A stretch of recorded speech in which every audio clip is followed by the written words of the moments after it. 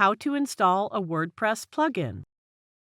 There are a few ways to install a WordPress plugin, and I will show you the simplest and easiest way of installing the plugin from the WordPress repository.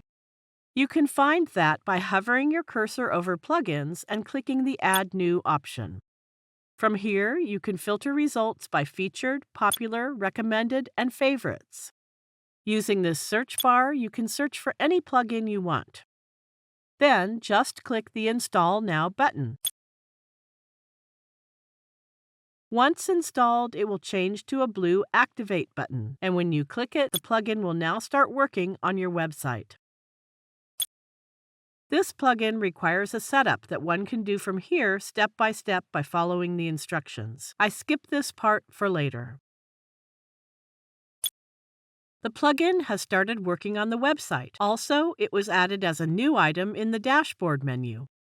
If your plugin also requires setup, by clicking on it, you can start configuring the plugin and finish the required setup whenever you want. I hope you find this tutorial helpful. Thank you for watching.